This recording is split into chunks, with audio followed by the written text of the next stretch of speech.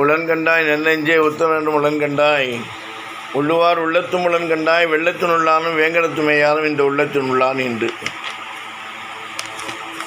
அர்ஜுனனை அதிர வைத்த கர்ணன். பாரத போர் நடந்து கொண்டிருந்த நேரம் அது. அர்ஜுனனுக்கும் கர்ணனுக்கும் இடையே நடந்த யுத்தத்தில் தேரிலிருந்தபடியே அர்ஜுனன் ஒரு அம்பை எடுத்து கர்ணன் மீது தேர் மீது எய்தான்.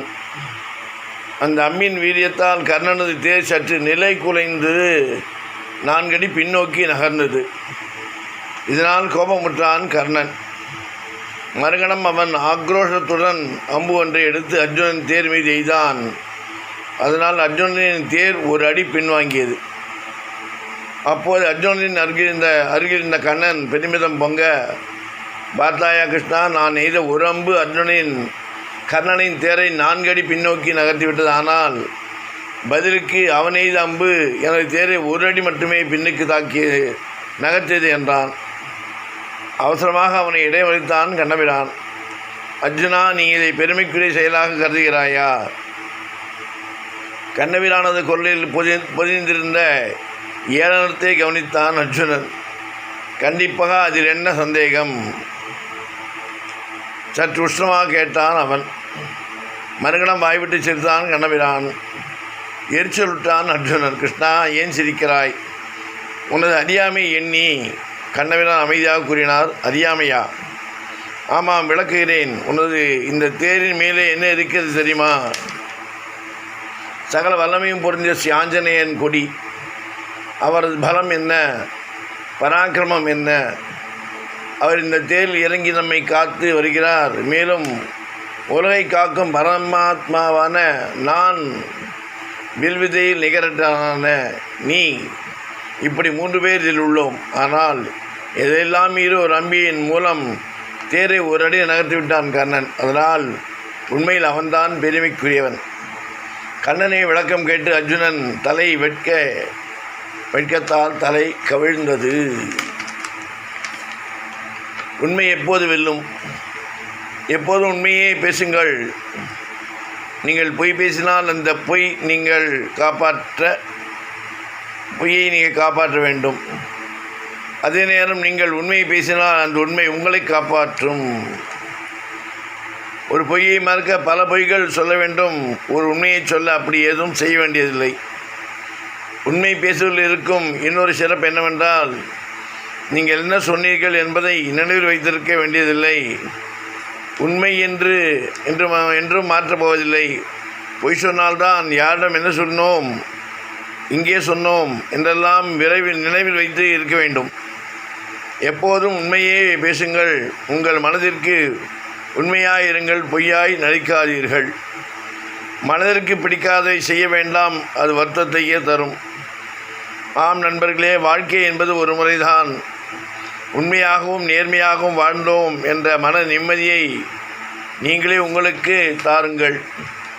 எல்லோருக்கும் உண்மையாருங்கள். 1000 நன்மை கிடைத்தாலும் பொய் மட்டும் கூறாதீர்கள். ஒரு வார்த்தையில் சொல்வதென்றால் உண்மை உயர்வானது.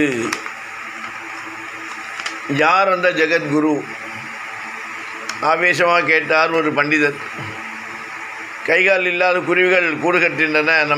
நமக்கு கைகால் உண்டு என்றாலும் பறவைகள் மாதிரி கூடு கட்ட முடியவில்லை. குருவிகளிடம் ஒரு கிரியாசக்தி இருக்கிறது, அது என்னிடம் இல்லை.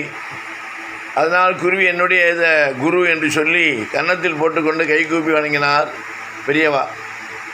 நீங்கள் தான் ஜெகத்குரு என்று மனமாற போற்றி பணிந்தார் பண்டிதர்கள். சொன்னவர் பிரம்மஸ்ரீ ராமகிருஷ்ண தீட்சிதர், காஞ்சிபுரம். 1933ஆம் வருஷம் காசி யாத்திரையின் போது நடந்த நிகழ்ச்சி. பனாரஸ் ஹிந்து யூனிவர்சிட்டிக்கு ஒரு மாலை போதில் பெரியவா விசிட். பெரியவா போனபோது மண்டக்குளத்தூர் பிரம்மஸ்ரீ சின்னசுவாமி சாஸ்திரிகள் பாடம் சொல்லி கொண்டிருந்தார். அப்பே தீட்சிதர் எழுதிய விதிரசாயனம் என்ற மீமாம்சாஸ்திரம் ஸ்ரீ தீட்சிதரின் நடையழகில் பெரியவாள் சொக்கி போனார். உடன் வந்திருந்த ஆத்ம வித்யாபூஷணம் இஞ்சிக்கொல்லை பிரம்மஸ்ரீ ஜெகதீஸ்வர சாஸ்திரிகளிடம் சொல்லி சந்தோஷப்பட்டார். பின்னர் அப்பைய தீட்சிதரின் எல்லா கிரந்தங்களையும் ஸ்ரீ பெரியவாள் படித்தார். காசி மன்னர் அரண்மனையில் பெரியவாளுக்கு வரவேற்பு. நகரத்தின் முக்கிய பிரமுகர்கள் வந்திருந்தார்கள். ஏராளமான பண்டிதர்கள். அவர்கள் மனதில் ஒரு இளக்காரம், இனம் புரியாத அசூயை. இவர் என்ன ஜெகத்குரு என்று பட்டம் போட்டுக்கொள்வது என்று கேள்வி கேட்டு மடக்கிவிடலாம். பெரியவாள் வந்து அமர்ந்ததும் ஒரு பண்டிதர் அவசியமாக கேட்டார், யார் ஜெகத்குரு? நான் தான் என்றார் பெரியவாள். ஓஹோ, நீங்கள் ஜெகத்துக்கே குருவோ? இல்லை, ஜெகதாம் குரு. நான் ஜெகத்துக்கெல்லாம் குரு என்று அர்த்தத்தில் சொல்லவில்லை. ஜெகதிபத்தியமான சர்வமே மம குரவ. உலகிலுள்ள எல்லா பிராணிகளுக்கும் எனக்குள் குருக்கள் என்ற பொருளில் நான் ஜெகத்குரு. வடநாட்டு பண்டிதர்கள் திகைத்து போனார்கள். இவ்வளோ அருமையான எளிமையான விளக்கத்தை அவர்கள் எதிர்பார்க்கவில்லை. பெரியவாள் அந்த பெரிய அறையின் சுவர்களின் மேற்பகுதியில் புறாக்களுக்காக அமைக்கப்பட்டிருந்த சிறு சிறு பந்துகளில் கட்டப்பட்டிருந்த குருவிக்கூடுகளை பார்த்தார். பண்டிதரிடம் காட்டி, கிமிதம், இது என்ன என்று கேட்டார். கேன நிர்மிதம், யாரால் கட்டப்பட்டது? சடகே, குருவிகள். கைகால் இல்லாத குருவிகள் கூடு கட்டுகின்றன.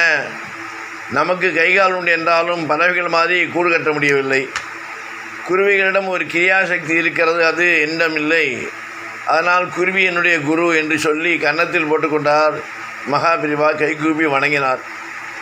இதை நேரில் கண்ட வடநாட்டு பண்டிதர்கள் பிரமித்து போய்விட்டார்கள். நீங்கள் தான் ஜெகத்குரு என மனமாற போற்றி பணிந்தார்கள். பெரியவாள் காசியில் இருந்த கடைசி நாள் வரை அவர்கள் எல்லோரும் தினமும் முகாமுக்கு வந்து நமஸ்காரம் செய்து கொண்டே இருந்தார்கள். இந்த ஜெகத்குருன்றதுக்கு எவ்வளோ அர்த்தத்தை மகான் பெரியவா சொல்லி அதன் மூலம் நமக்கு ஒரு விளக்கத்தை கொடுத்து,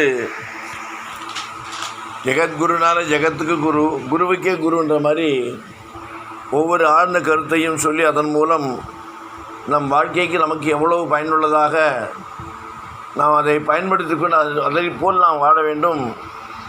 அதே போல் நம்முடைய வாழ்க்கையை மாற்றிக்கொண்டு வாழ்வதற்காக மனித பிறவி கொடுக்கப்பட்டுள்ளது என்பதை சொல்லாமல் சொல்லிய மகா சுவாமிகளின் பாதார விந்தங்களில் சரணாகதி அடைந்து அனைவருக்குமாக பிரார்த்தித்து எல்லா நலங்களும் வளங்களும் பெற்று வாழ வேண்டும், நோயில்லாமல் வாழ வேண்டும். பாரத தேசம் என்றும் தலை சிறந்த நாடாக உலகளாவிய அளவில் திகழ்ந்து கொண்டிருக்கிறது. அதற்கு ராமநாமமே உகந்தது என்பதை உணர்ந்து கொண்டு புரிந்து கொண்டவர்களாக ராமநாமத்தை ஜபிப்போம், நலமாக வாழ்வோம் என்று வாழ்த்தி ராமானுஜன் திவ்ய திருவடிகளே சரணம்.